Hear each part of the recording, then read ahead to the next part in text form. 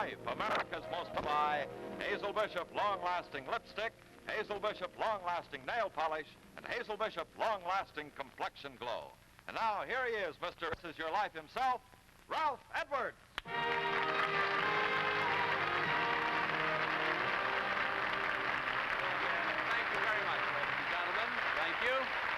Welcome to our Christmas show on This Is Your Life. Now, before we go a single step further, here's the news I know you've all been waiting for from Piney Woods, Mississippi, under Lawrence C. Jones. Ladies and gentlemen, it's wonderful. They're counting the money by shifts at the Deposit Guarantee Bank and Trust Company in Jackson, Mississippi, with E.E. Flournoy, Assistant Vice President in charge. Of mail have been received, containing an estimated total of $442,000.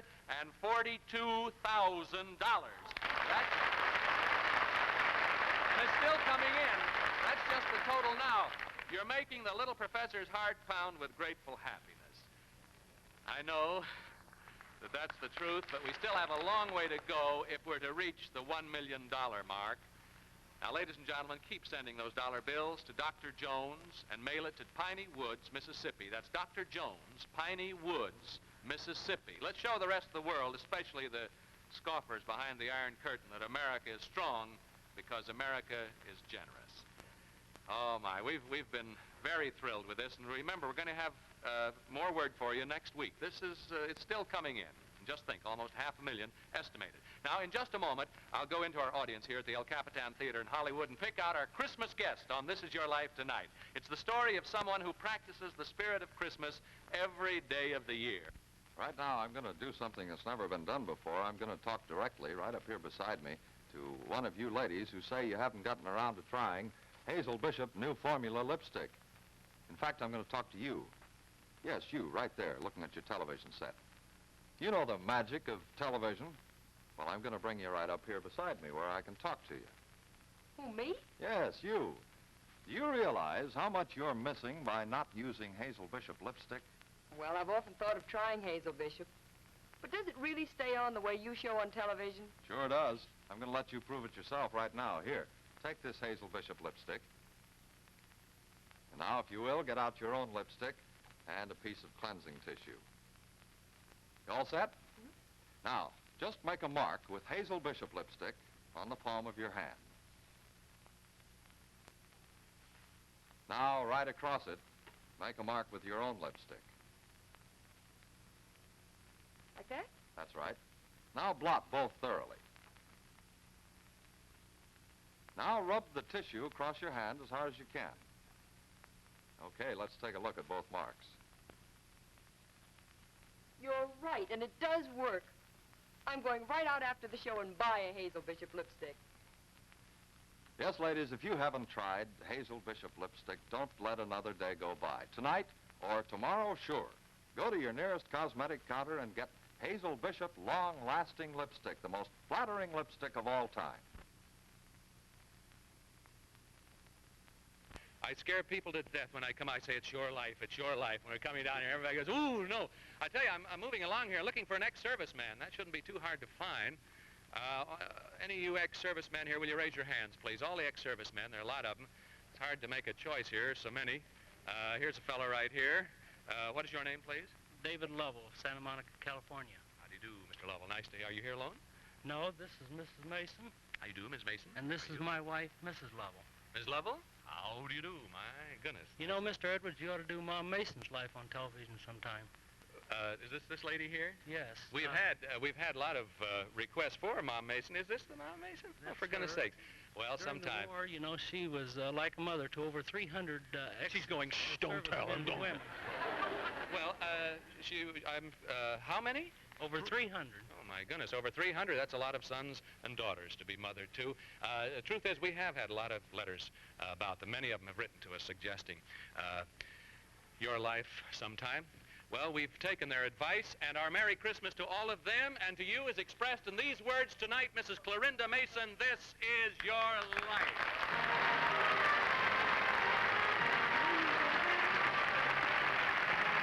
Our thanks to one of your adopted sons, David Lovell here, and his charming wife, Millie, for helping us stage our surprise tonight. Will you step out here in the aisle, please? Mrs. Clarinda Mason, wait till I tear the cover off this book now, because this is going to be you. You have 3 daughters and 1 son. Is that right, my dear? That's right. And where are they? At home, I guess. No, They all live here. one is in London. One is in London. Which is that, the son? Marjorie, the youngest. The daughter. youngest, the daughter. Yes.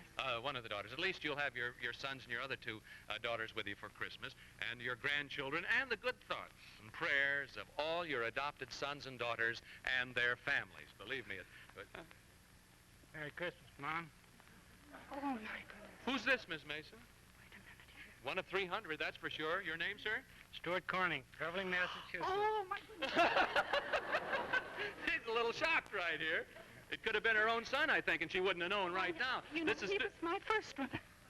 Your first adopted one, sort of, that came in during the war. Yes, from Beverly, Massachusetts, the very first serviceman you invited into your home for Thanksgiving dinner back in 1943, 11 years ago. No wonder you didn't recognize him right off the bat. What do you do now, Stuart? I'm a clerk at the Second National Bank of Boston. Well, and you've kept in touch with Mom Mason through the years, have you? Yes, every birthday and every Christmas I get some sort of a greeting. As a matter of fact, I got a card from Mom just before I left. Yeah? Oh, the Christmas card. Is it on? Yes, there it is. We're showing it to the television audience. Well, how did Mom Mason happen to invite you to her? 2 of my buddies were at a canteen with me in Los Angeles, and I guess we were griping about not being home for the holidays. Wasn't that it, Mom? We're going over the hill, you know. As a mother, you felt so... there are only 30 million people listening, so anything you say is yours. As a mother, you felt sorry for these homesick kids. Is that it? Yes, I did. Well, Stuart, will you do us the honor, please, of taking Mom Mason up there to our chair of honor, and thank you, David Lovell, very much for helping spring the surprise. Here we go. We'll leaf through the pages of this book and see how nearly every step of your life, Mrs. Mason, spelled out 2 words: service and love. Here we go. Just sit right down here, and thank you, Stuart Corning. Thank you very much. Thanks to people in Boston. This is your life. Clarinda Mason, mom to over 300 former service men and women.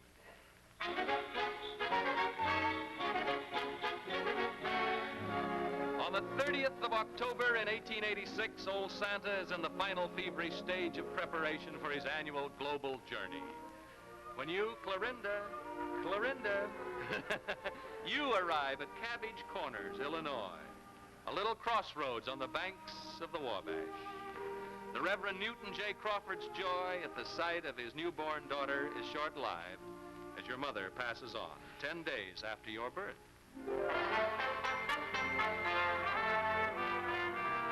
While you're still a baby, your father and grandmother pack you into a covered wagon, and you follow the Santa Fe Trail westward through Kansas to Loveland, Colorado. And here your father is happily remarried. Our dad took up a homestead in Hilltop, Colorado. Remember the time our cabin was struck by lightning, Clarinda? Now, do you recognize that voice, Mr. Bertha. She was born in that log cabin with your father, the log cabin that your father built with his own hands. Your sister Bertha, now Mrs. Albert C. Hunter, and here she is.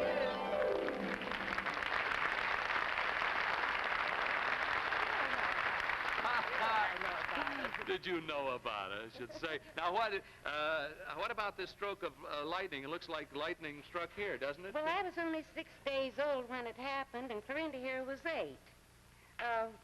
Lightning struck a tree outside the cabin, came down the chimney. Grandmother was standing by the stove with my brother Billy holding on to her skirts. Mm-hmm. Where were you, Miss Mason? Asleep. Asleep. Well, that's the safest place to be, I think, when lightning strikes. What happened, Miss Hunter? The lightning struck Grandmother, knocked a shoe off her foot, knocked her out, put my brother to sleep standing on his feet, went on down through the floor and killed an old setting hen sitting there with a flock of baby chicks, and it didn't hurt a single one of those baby chicks. Oh, for goodness sakes. Well, thank you very much, Sister Bertha, for telling us about this part of the life, the beginning. Mrs. Albert C. Hunter, thank you.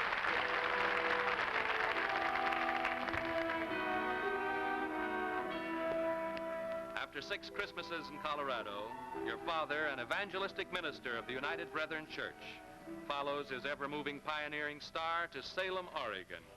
How did you make that trip, Mrs. Mason? By train. Were there many of you in the train? Yes, there were 19 in the group. Uh-huh. Came with Dad to Salem.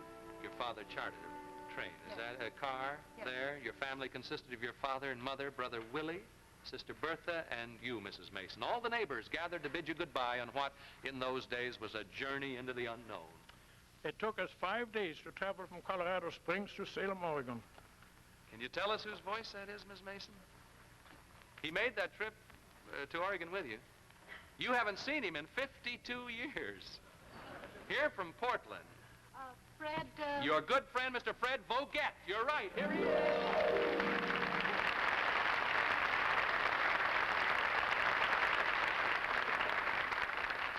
Mr. Vogt, where did you live there in Salem, Oregon, all of you? About 16 of us moved into one house which was formerly owned by a certain John Brown, wasn't it? You mean the John Brown whose body lies moldering in the grave? That's the one, and we were somewhat crowded in that house, weren't we? Rather. And how you left to take charge of the children. She was always working. She helped her father with his church work, too, didn't Yes, she, Mr. indeed. Vogt? She taught Sunday school from the time she was 14 years of age. And and don't you remember how you loved to go to the penitentiary with your dad and hand out the hymn books to the prisoners and help with the singing while your father was holding services in the condemned men's home? Your father was a minister in the penitentiary, and you went and handed out hymn books. Well, all your life, Ms. Mason, your heart has gone out to your fellow men in their hour of need. Thank you, Mr. Fred Vogt. Thank you, sir. You'll all get to see each other at the party just a little later, so don't worry. They're just going away for a second. You'll see them at the party right after. Service and love started early in your life, Mom Mason. Now, in a moment, we'll continue your life's journey as it leads us to an Indian reservation near Chico, California. If you want to keep from having that unattractive, washed-out, tired look, you have to have enough color in your cheeks. Now, if you don't have it naturally, you have to add it. And now, Hazel Bishop brings you the only way to do it, so that it looks absolutely natural. Yes, right here in this bottle is the greatest beauty discovery of all time, Complexion Glow. Hazel Bishop's new kind of creamy liquid color for your cheeks that never looks rouged. One little drop after you put on your makeup or powder instantly glorifies your entire appearance, gives your complexion a radiant, youthful glow that lasts all day and all evening. No blotching, no streaking, no rubbing off. Then, Complexion Glow blends in so perfectly, no one would suspect your lovely new color isn't your very own. So to never look tired, to always look your best and your very youngest, use Complexion Glow. Hazel Bishop's sensational new creamy liquid cheek color that always looks natural, never looks rouged. How you doing here, young lady? just fine. Surprise. Well, I should think so. Are you ready to go on? Oh, yeah. All right, here we go. Back through the years. This is your life, Mrs. Clarinda Mason.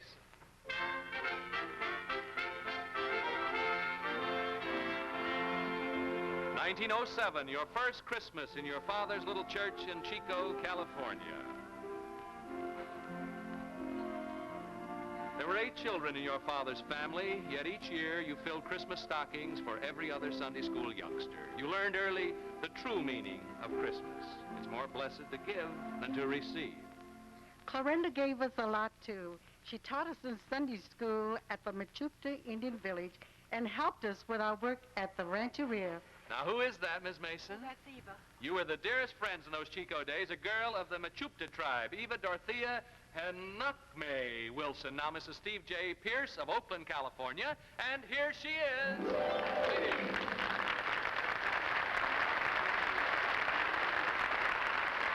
How long has it been since you two have seen each other, Miss Pierce? Not since 1911, and that's 43 years ago. How about that? Every Sunday afternoon, you would come to our Indian Village church. And in the summer, we would cut peaches. It was spread on the tray and put in the yard to dry. Well, the tribe, were you going to say something else, Miss Pierce? Do you still like acorn soup? Oh, yes. Like what? Acorn soup. Acorn soup. Oh, She drank more acorn soup than we Indians Than the Indians did. Well, the tribe loved her so much they adopted her. What name did she say that she was an Indian? Was an Indian. Yeah, because she was an Indian only after your tribe adopted her. Isn't that right? That's what right. name did they give Clarinda? Kilowatney. Hilawakne. Did you ever find out what that meant? No, I didn't know that. Little acorn soup eater. I think that's what it was. White princess. White Princess. Thank you very much, Eva Pierce, for taking your place in Hilawakne's life here. Thank you, Miss Pierce.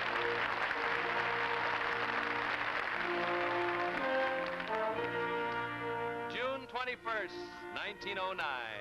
A date you remember, isn't it? Why? It's our wedding day. You were married in the little church in Chico with your father performing the ceremony. And here is the handsome groom now, your husband, these past 45 years, John J. Mason. Here he is. Sit right down here beside your lovely wife, sir. Go right around behind there and sit down, sir. And tell us, if you will, please, how you two came to meet. When I was a student in Philomath College, which is also sponsored by the United Brethren Church, I attended a YMCA convention in Salem. Oh? And the minister had left an invitation for any student that might come to his home as an overnight guest. And I met the preacher's daughter. Oh, do you think that that had been sort of arranged? Well, we won't go into that, but your interest, at any rate, in young folks away from home probably stems from your father, Mrs. Mason. Did a bit of good for 5 years. It didn't do a bit. It didn't take for 5 years? No. Oh, you must have come back to dinner again sometime then. After your marriage, you settled down in Chico, isn't that right? For 2 years. Yes, sir. Until Clarinda took the malaria and the doctor said we'd better change. We went back to Oregon for a short time. Yes, sir. That's where you started teaching school? I taught one term in Oregon at that time, yes. A profession you followed for 32 years, Mr. Mason, until your retirement in 1943. We're proud of our school teachers here in America. Off and on, you taught school, too, didn't you, Ms. Mason? Yes, I did. Mm-hmm. Yours has been a happy union, a